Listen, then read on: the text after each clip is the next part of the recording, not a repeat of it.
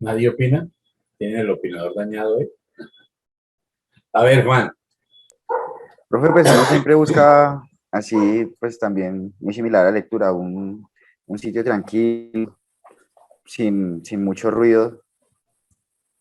Y bueno, en mi caso, Ajá, más que todo en la noche. listo. ¿Y Laurita qué dice? Pues cuando tenía como ese hábito de escribir, me gustaba mucho, ya fuera en la noche o en un parque o algo así. Bueno, entonces vamos a hablar de esos hábitos y vamos a mirar cuáles son los hábitos que nos recomienda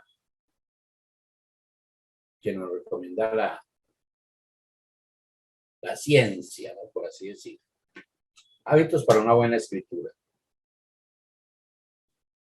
Hay quienes piensan que la buena escritura únicamente se basa en que se escriba sin cometer errores o faltas de ortografía. Es cierto que para ser un buen escritor se debe escribir correctamente, sin errores de gramática, de puntuación o de ortografía, pero se necesita mucho más. Esto solo sería la base para ser un buen escritor. Y se debe tener que responder a los intereses y las necesidades de los lectores. Si yo quiero escribir bien, tengo que saber qué sería lo que le puede interesar a la gente, a qué público le voy a escribir, quiénes podrían ser mis lectores. Eso lo debo yo tener claro cuando voy a sentarme a escribir. Un buen escritor tendrá que tener en cuenta cuál es su público. Y entonces aquí viene una pregunta que me gustaría que esta sí me la respondiera. Si usted fuese a escribir un artículo cualquiera, ¿a qué público lo dirigiría? ¿A qué público le escribiría? Chicos. Pues a veces depende del tema, por ejemplo, si es un tema para niños, o sea, como un cuento o algo así, pues va a la comunidad menor. Pero si vamos a tratar un tema como más fuerte, como la drogadicción, como el embarazo, un tema social, político, pues iría más que todo entre la población joven y pues adulta. Pero, Laura, la pregunta es, si usted fuera a escribir algo, ¿qué escribiría y para qué público?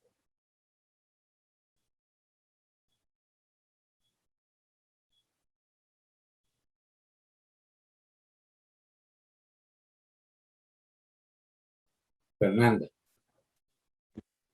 Pues algo actual para mí, digamos, para los niños, sobre ahorita actualmente el uso adecuado de las redes sociales y como ciertas reglas que uno debe tener para, sí, para usarlas. Recomendaciones en términos generales, recomendaciones del buen uso de las redes sociales. Eso escribirías tú. Sobre eso escribirías tú, Fernanda. Y eso estaría para niños y adolescentes, me imagino, ¿no? Ese sería su público. Bien. Juan. Profe, algo así como lo de H.P. Lovecraft, sobre Ajá. monstruos, terror, cosas antiguas. Sería muy chévere. ¿Y para qué público sería? Pues sería más público que le gusta así como la ciencia ficción, el terror, monstruos. Joana.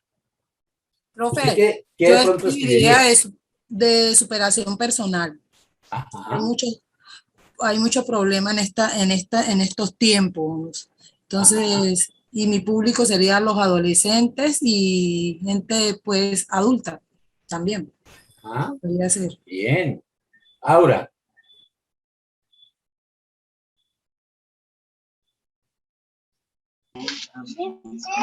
Profe, pues o sea, donde yo escribiría más como de política, tal vez. O sea, sería más, sí, más social. Digamos que un público más de lectura, algo, sí, sí, o sea, como que mi tema sería social y político. ¿Y cuál sería su target? ¿A quién iría dirigido? ¿A los jóvenes, a la gente adulta, a los mayores? ¿A los ancianos? ¿A quiénes? Sería más como a los jóvenes, profe. Pues porque Ajá. ahorita los que más estamos interesados en eso somos los jóvenes, porque pues tenemos que conocer pues historia y lo que está pasando realmente. Ajá. Muy bien.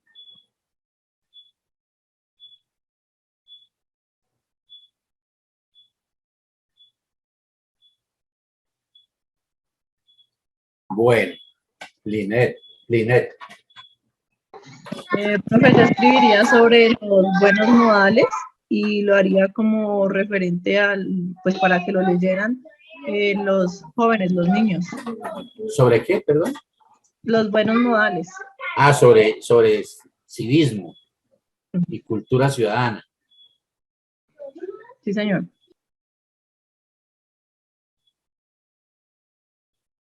Bueno, ¿alguien más quiere decir sobre qué escribiría? Mire que el ejercicio que estamos haciendo es sencillo.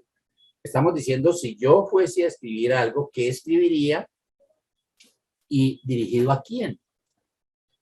No le estoy diciendo que se ponga a escribir ya. No. Estamos mirando que ese sería el primer hábito que hay que tener claro. ¿Qué voy a escribir? ¿Y quiénes van a ser mis lectores? Herminda. Qué bueno tenerla por aquí. Herminda, si usted fuera a escribir, ¿sobre qué escribiría? ¿Y para qué público?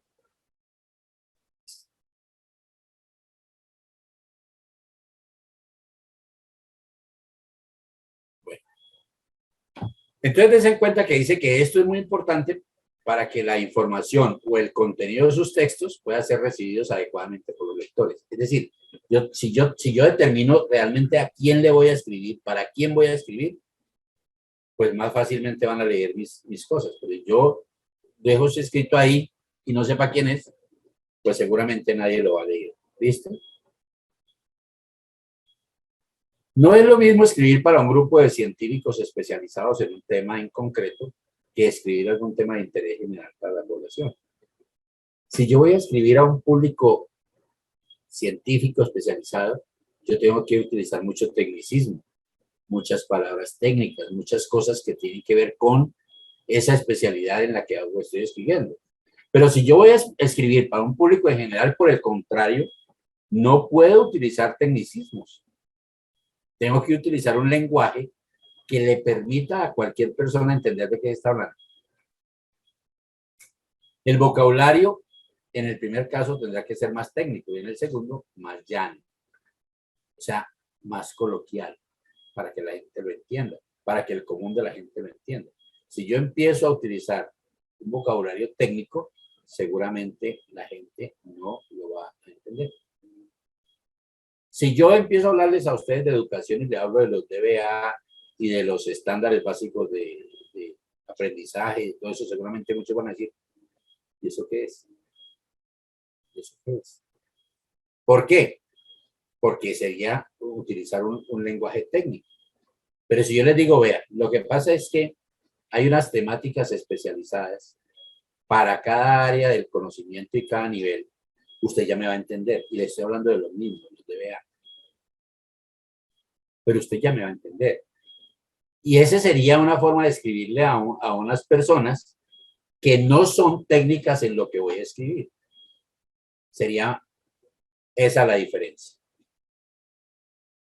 Entonces, mire que la primera recomendación es pensar claramente sobre qué se va a escribir. Piensa sobre qué escribirás antes de escribir. Yo no puedo empezar a escribir algo sin haber pensado bien qué voy a escribir y a quién me voy a dirigir. Es decir, no hacerlo es una equivocación que muchos cometen. Antes de sentarse a escribir, asegúrate que tienes algo que decir y define claramente cómo lo quieres expresar. No centres tu escritura en las palabras, sino en las ideas. Es decir, hay gente que pretende escribir y empieza a adornarse con una cantidad de palabras que de pronto no son coherentes con la idea que está queriendo expresar. A eso se refiere. Si yo empiezo a utilizar unas palabras que de pronto cualquier persona no las entiende, es posible que la idea principal de mi escrito desaparezca. Piensa, ¿cuál es el objetivo de este post, de esta escritura? A partir de ello, empieza a construir. O sea, cuando yo ya tengo claro sobre qué voy a escribir, entonces empiezo a desarrollar las ideas y tengan la plena seguridad que las ideas van fluyendo. Segundo, puntos, puntos, puntos. Fue el consejo del maestro de periodismo. Para brindar una escritura fluida debes usar correctamente los signos de puntuación. Evita los párrafos eternos de una sola oración y siempre que estés tentado a escribir una coma, piensa si se puede sustituir por un punto. Es decir, si yo tengo un escrito y recuerde que las comas lo que hacen es una pausa, el punto y coma hace una pausa más grande y el punto y coma permite que yo empiece una nueva idea. El punto seguido es como el final de una idea general y arrancar una nueva idea, y el punto aparte está más claro de esa situación. ¿Listo? Entonces hay que tener en cuenta los signos de puntuación. No repetir palabras. La amplitud de vocabulario, así como el nivel cultural de una persona, se notan en el uso excesivo de palabras. Busca sinónimos o conceptos que pudieran reemplazar lo que escribiste. Lo primero que debes hacer es encontrar tus muletillas, las palabras que repites constantemente. Buscarlas en tu texto con la funcionalidad en Word. Estábamos hablando de lo que hoy utiliza, de control más B, y cambiarlas por otras. El idioma español es sumamente amplio. Aprovecha. Hay un ejemplo, ¿no? Ahí, o sea, son muletillas. Hay otra que se llama el quequeísmo. El qué y el qué y el qué y el qué. O simplemente la redundancia cuando se habla, se dicen varias veces la misma palabra para expresar una idea. Esos son muletillas. Y todos podemos llegar a caer en eso. Entonces, cuando usted escribe, después de escribir, tiene usted que leer qué fue lo que escribió y empezar a corregir lo que haya escrito. Empezar a corregir ese escrito que seguramente de pronto tiene unas ideas valiosas y que vale la pena que otra persona lo conozca. Recordemos que la idea fundamental, ojo, la idea fundamental de escribir no es para mí. La idea fundamental de escribir es para que otros lean lo que yo escribo. Esa es la verdadera esencia de la escritura. Es una forma de comunicarme. Entonces yo me comunico oralmente cuando veníamos hablando de la expresión oral y de cómo nosotros hablábamos y cómo nos dábamos a entender situaciones. Y la otra es la escritura. Yo puedo expresar muchas cosas escribiendo y a veces, la mayoría de las veces, a la gente le cuesta mucha dificultad escribir y expresar sus ideas de manera escrita. Les cuesta. Yo puse aquí hace unos días un ejercicio, recuerden lo de escribir un párrafo, y a muchos les costó hacerlo. Y era un párrafo nada más. ¿Qué tal que le hubiera dicho, hagan un ensayo, o hagan una crónica? Hubiera sido muchísimo más complicado. Vamos con el cuarto. Utiliza subtítulos o cabezas intermedias. Los subtítulos o cabezas intermedias se utilizan para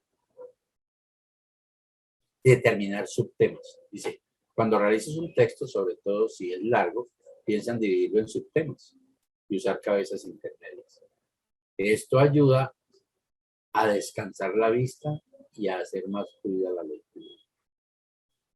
Cuando usted divide el texto que va a hacer en varias partes, es mucho más placentero para la persona que lo va a leer que si yo pongo un solo texto seguido sin ningún tipo de división. Eso cansa más. A ustedes les pasa, si uno coloca, si uno encuentra un texto muy largo, y usted dice, ay, qué pereza leer eso, o no. Si usted encuentra un texto donde los párrafos sean muy grandes y dice, ah, qué maluco leer eso. Y ni siquiera sabe qué es. Y de pronto hasta es un tema que le interese y es un tema que de pronto le apasiona a usted. Y de pronto es un tema que le va a agradar a usted, que lo va a divertir. Pero el solo hecho de verlo, en la forma en que está escrito, usted dice, ay, no, mejor no lo leo. ¿Les ha pasado eso? Bueno, espero que sí. Sé auténtico. Atrévete a ser auténtico. ¿Qué es ser auténtico? Para conseguir que tus textos ganen atracción, es esencial que defines cuál será tu voz, tono y estilo de escritura. Si yo voy a hablar en primera persona, en segunda persona, en tercera persona, cómo lo voy a hacer, en qué tipo de escritura voy a utilizar. Si yo voy a utilizar letra Palmer, pues seguramente la gente se va a cansar más que si utilizo Script.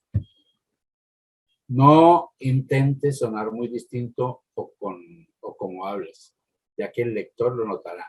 Y tampoco trates de imitar el estilo ni las ideas de alguien más.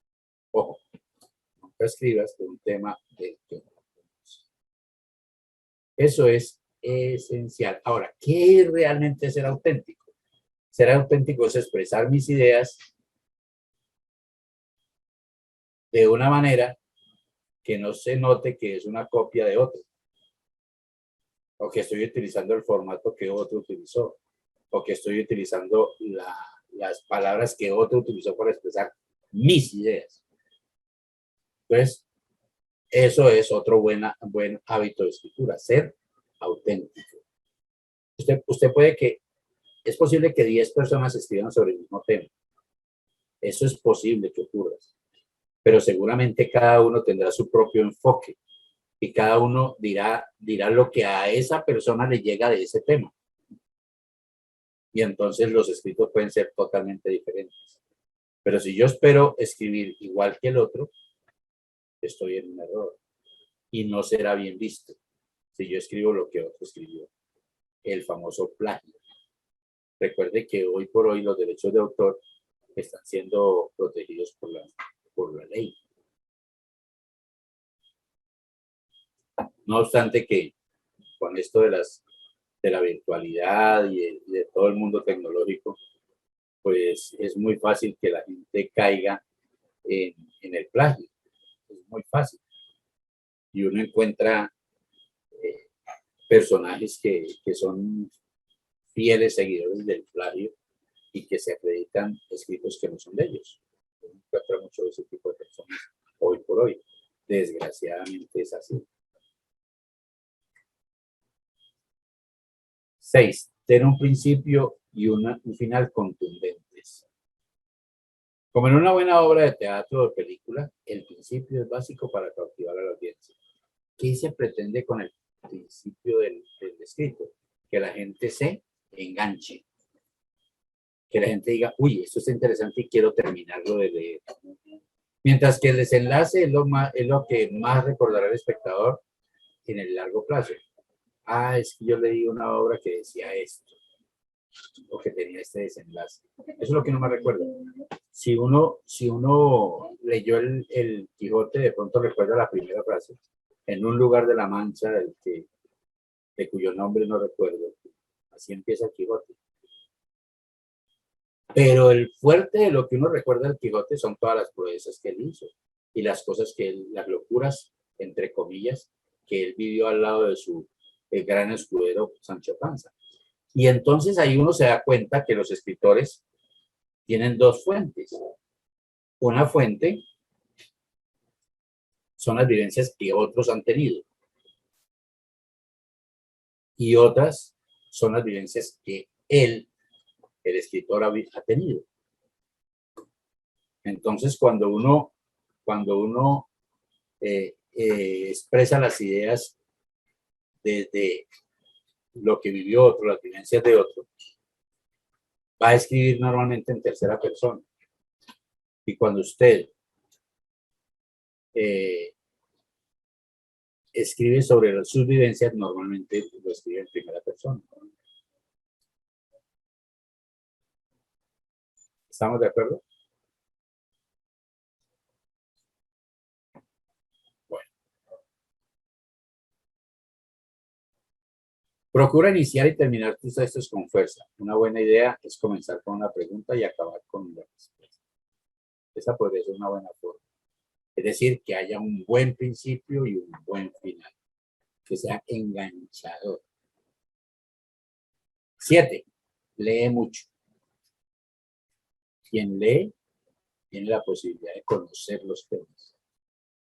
Quien no lee seguramente va a escasear del conocimiento de los temas. Entonces dice, para ser un buen escritor es necesario ser un buen lector. Los libros, artículos, revistas y posts pueden entregarle muchas ideas sobre cómo narrar una historia, así como pistas de ortografía y vocabulario. Lee sobre diferentes temas y autores. Además, podrás usarlo como referencia en tus textos.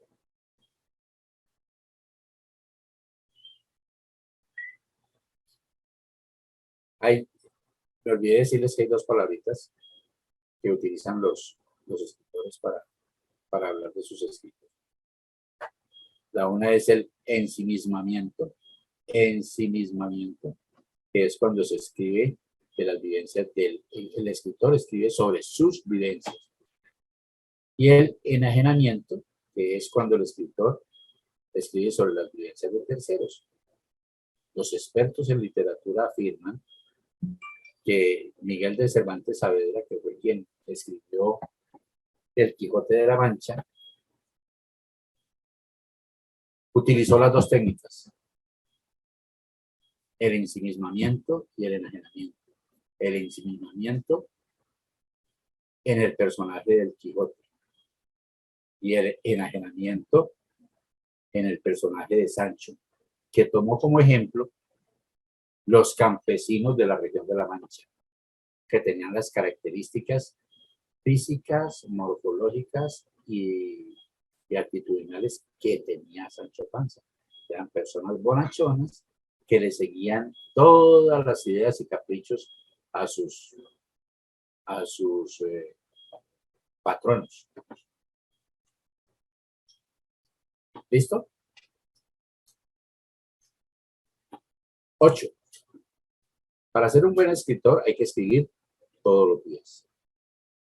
Y no escribir sobre cuentas, ni escribir sobre apuntes de trabajo o apuntes de estudio. No. Cuando yo hablo de escribir, es escribir sobre un tema específico. El tema puede ser el amor. Y Juan me hablaba ahora de que él escribe poemas a sus hijos. Chévere. Chévere que haga eso. Que sus hijos sean la inspiración. Muy chévere. Habrán otras personas cuya fuente de inspiración es su pareja. Habrán otras personas cuya fuente de inspiración es un atardecer o un amanecer. Los que tengan la oportunidad de ver en sitios donde el paisaje es hermoso, pues podrán escribir sobre eso. O es posible que otra persona escriba sobre la soledad, porque es la experiencia que vive. O sea, repito, escribir sobre el tema que a mí me guste y me apasione es quizá de las cosas más agradables. Eso sí, que la conozca, porque a mí me puede gustar un tema, me puede apasionar un tema, pero no lo conozco. Entonces no sería lógico que escribiera sobre eso. Porque seguramente voy a decir cosas que no van a estar acordes con lo que normalmente es eso. Puede ser, ¿no?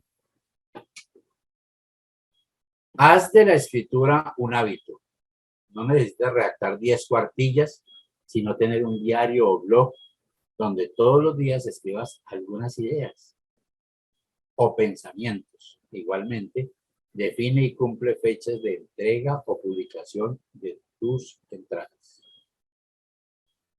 Es decir, yo debo procurar, escuchen bien, yo debo procurar ir amontonando, ir guardando, ir haciendo un archivo de ideas sobre el tema que yo quiera escribir para luego plasmarlo en un escrito que tenga un buen contenido, que tenga un buen inicio, que tenga un magnífico final, para que cualquier persona que tenga acceso a él lo entienda, y no solamente lo entienda, sino que también lo disfrute.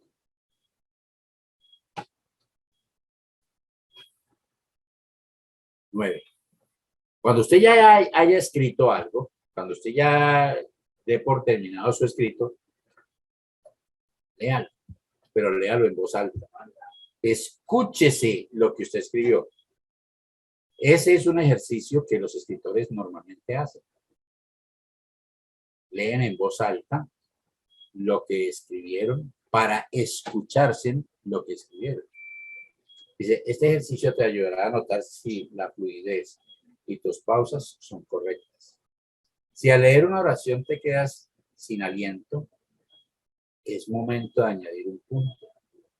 Si notas que tus palabras producen cacofonía, repeticiones de sonidos, reemplázalas por otras. Ese es un ejercicio que se puede hacer para escuchar lo que usted escribió, usted escucharse y saber si usted está de acuerdo con la forma en que escribió o no lo está. ¿Listo? Y ahí termina el ejercicio de la clase de hoy de los hábitos de lectura.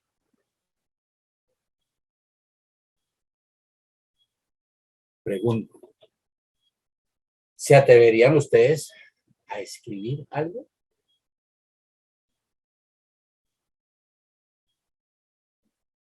¿Qué de lo que acabamos de ver fue lo que más le llamó la atención?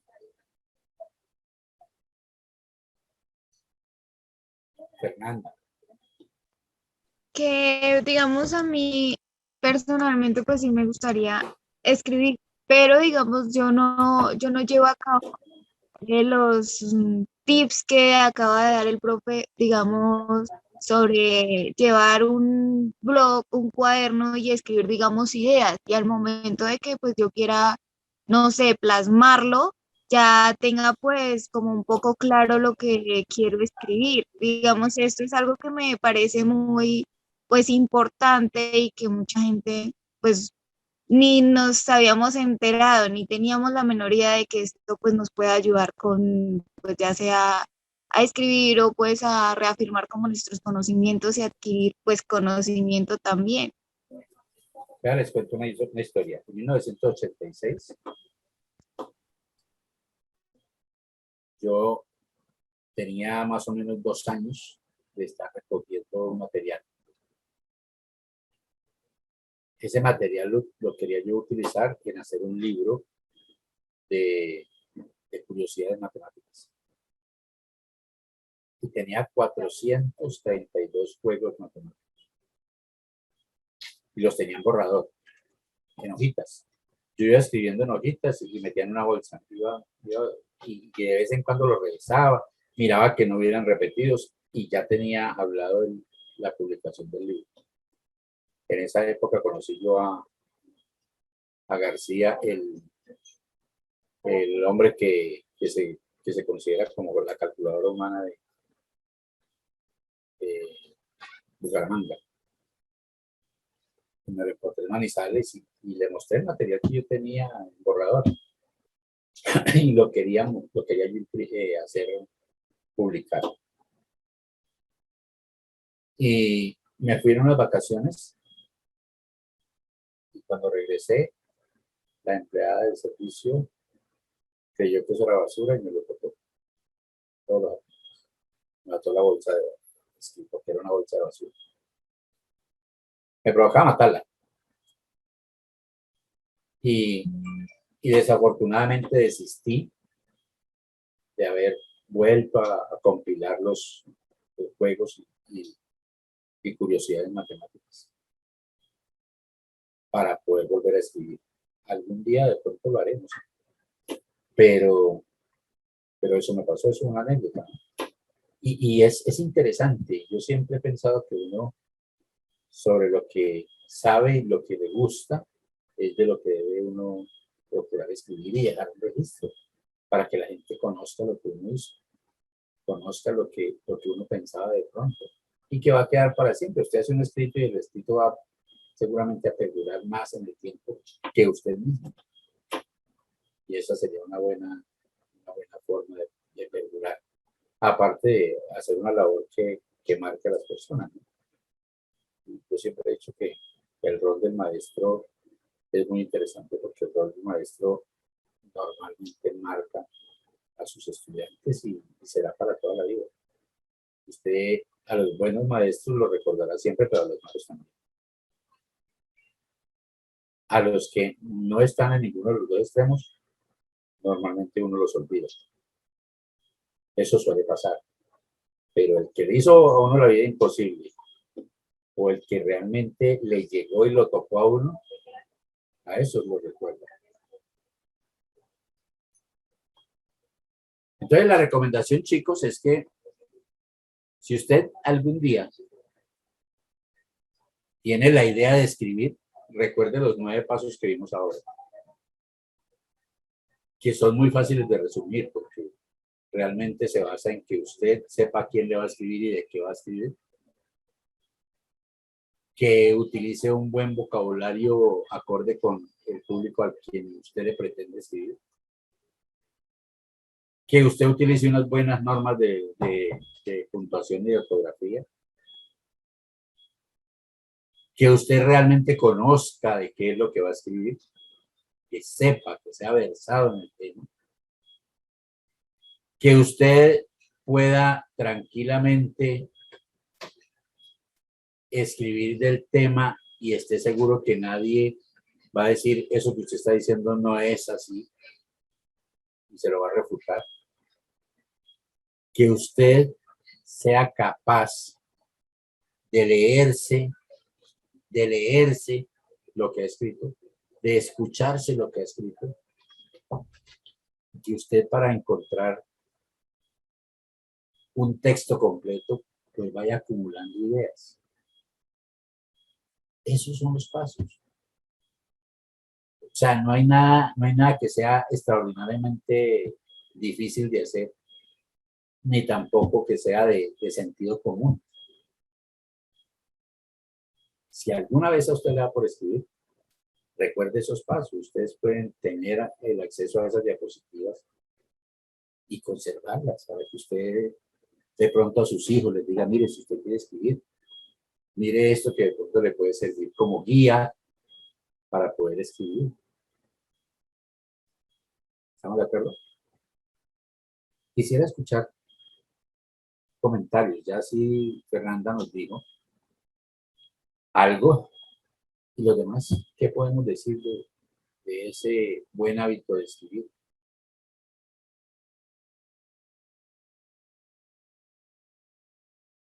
Doña Patricia. ¿Nadie? Hoy están como que sí. Dígame, Sergio. Profe, pues de todos, digamos, pues había unos que sí ya tenían cuenta, pero el que más me llamó la atención fue el 9º, como de leer en voz alta y saber cuándo uno tiene que colocar un punto, porque pues se utiliza demasiado, así sea como para una redacción, un informe o cualquier cosa, o sea, es algo muy útil, porque no solamente, digamos, si yo quiero escribir sobre, sí, o sea, volverme escritor en tal, sino nada más como para mi trabajo en mi vida habitual, tendría que saber muy bien dónde va un punto, una coma, y es muy importante. Ajá, muy bien. Juan, cuénteme. Profe, pues en realidad a mí me gustaron 2 puntos, que fue el 5º, ser auténtico y como dice el compañero Sergio, el 9º, leer en voz alta para Para mirar la escucharse. fluidez. Sí, señor.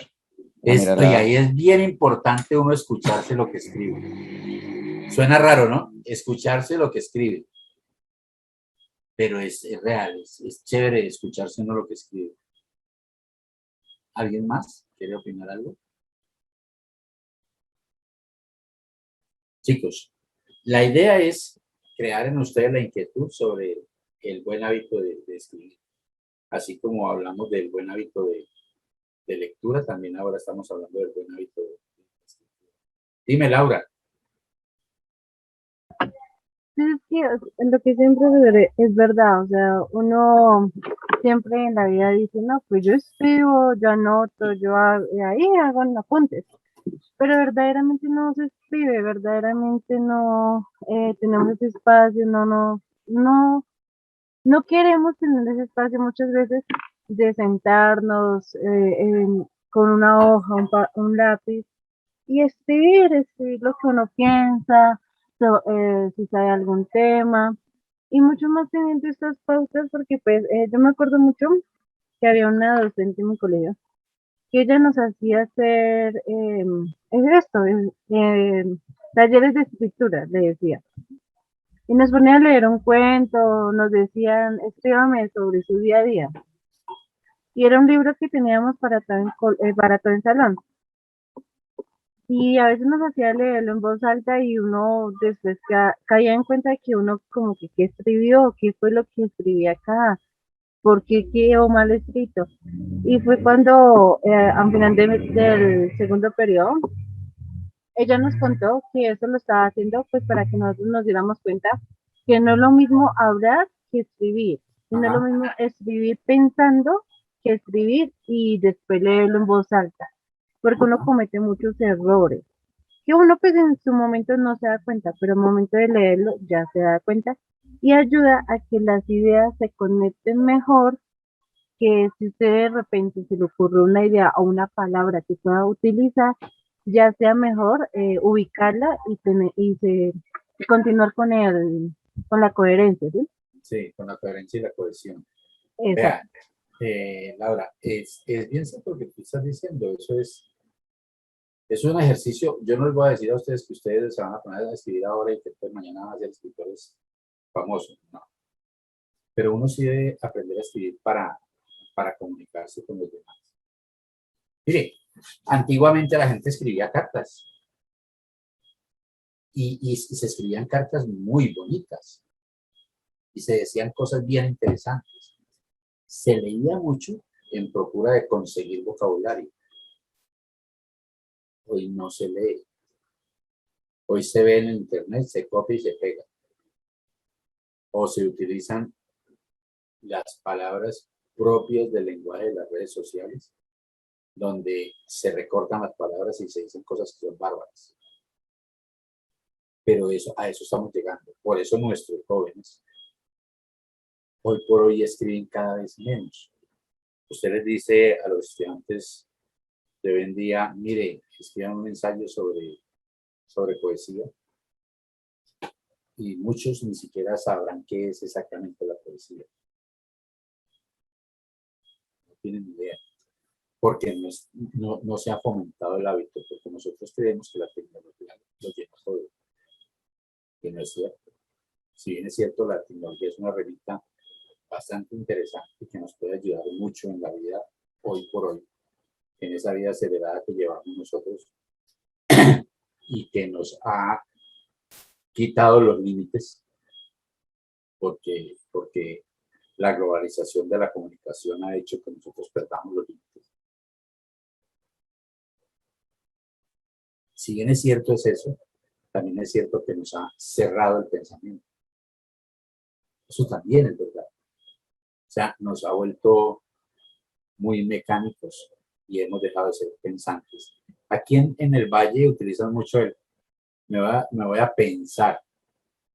Me voy a pensar, cuando dice la gente que me voy a pensar, es pensar en qué hacer. Me voy a pensar. Y esa sería una buena cosa, pensarse en qué puede ser el desarrollo de la escritura para mí, qué podría llegar a significar. Sergio.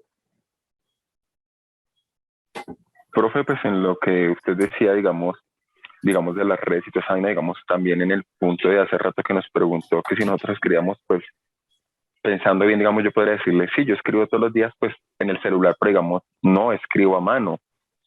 Pero me he dado cuenta, digamos, ahorita que entré, digamos, a estudiar y la letra me ha desmejorado muchísimo desde cuando yo estaba en el colegio a la actualidad, precisamente por perder el hábito de la escritura. Y es horrible, o sea, mi letra está muy bonita. Mire, le voy a decir le voy a dar un datico, Sergio, para que usted se dé cuenta cómo ha sido degradante la escritura. A muchos de nosotros nos tocó aprender a escribir con la regla detrás, ¿no? Y nos enseñaban a hacer las letras, la caligrafía, y así nos enseñaban caligrafía. Había cuadernos de caligrafía con doble línea y todo eso, y los maestros se preocupaban por enseñarle a uno a escribir bien, a tener buena caligrafía. Pero le voy a contar una historia. El ICFES en el 2015 hizo una reforma y dijo que las preguntas iban a ser de dos tipos. Las preguntas de selección múltiple con única respuesta y las preguntas abiertas. Trajeron una máquina lectora de España y otra de Alemania. Y ninguna de las dos funcionó, porque la caligrafía del estudiante colombiano es totalmente, se puede decir, se puede calificar asquerosa. O sea, la gente no sabe escribir. La caligrafía, los caligramas son horrorosos. Horrorosos es horrorosos, tanto que esas máquinas no funcionaron. ¿Sabe qué les tocó hacer en el examen de marzo del 2015 y en el de agosto del 2015, que fueron los únicos que tuvieron pregunta abierta? Ahora están haciendo pregunta abierta, pero porque los exámenes que están haciendo para tercero, quinto, séptimo y noveno son virtuales. La próxima semana los aplican. En 2 semanas, perdón, lo aplican. Y entonces ahí sí pueden escribir, y ahí puede haber la pregunta abierta, no hay problema. Pero les tocó buscar maestros en todo Colombia a los que les mandaron la fotografía de lo que habían escrito los estudiantes para que hiciéramos la traducción. Y le escribiéramos al ICFES, mire, esta persona lo que escribió fue esto. Eso fue un gallo, pero gallo grande. Eso fue un elefante blanco, pero tamaño gigantesco para el ICFES. ¿Qué hizo el ICFES? Resolvió acabar con las preguntas abiertas. No más preguntas abiertas. Pero esa fue la razón, el problema de la caligrafía. Cuando las personas mayores escriben, si usted mira, y tuvieron la posibilidad las mamás de estudiar con monjas, la caligrafía es hermosísima y las letras son espectaculares. Porque en los colegios de comunidad se preocupaban por eso, por la escritura, por la caligrafía. Y no obstante que había una materia que no sé si de pronto ustedes oyeron hablar de eso, que era la taquigrafía. La taquigrafía era el lenguaje de las secretarias. Y en el SENA, cuando se preparaban las secretarias ejecutivas, tenían que ver la materia como 3 semestres seguidos de taquigrafía. Y eran una cantidad de símbolos que escribían rápidamente y que los traducían en palabras. Eso era casi que lo que escriben ahora los muchachos en el colegio. Las taquigrafías serían espectaculares porque son símbolos que no lo entiende nadie. Bueno, chicos, los dejo. Dios los bendiga.